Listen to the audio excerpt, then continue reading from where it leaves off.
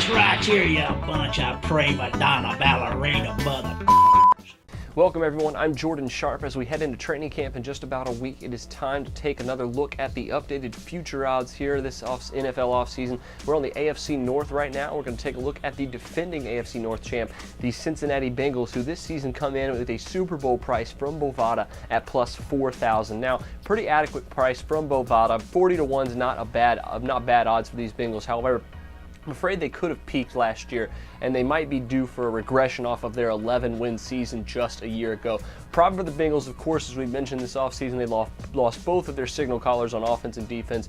Both Mike Zimmer and Jay Gruden got head coaching jobs elsewhere.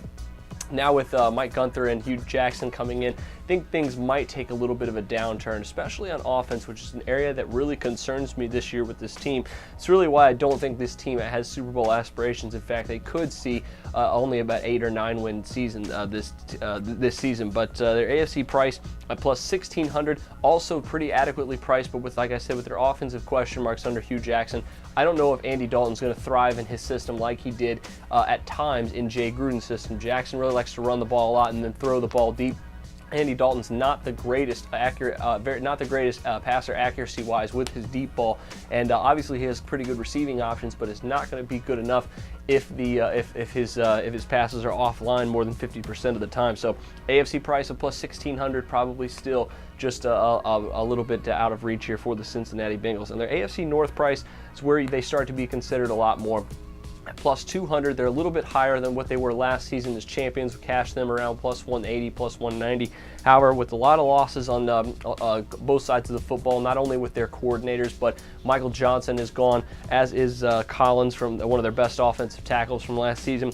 And both coordinators, of course, gone. Like I said, I'm not quite sold on their ability to move the ball down the field with as much, as well as they did last season. Gio Bernard, I think, is going to be a very good running back for this club, but I'm not quite sold on the offensive line's ability to block for him either this season, or the fact that he could become a feature back in this league without needing some help on the other end of that backfield. So all in all, though, I think the Cincinnati Bengals are in for a solid season. I just can't see them as having much future odds value like they did last year.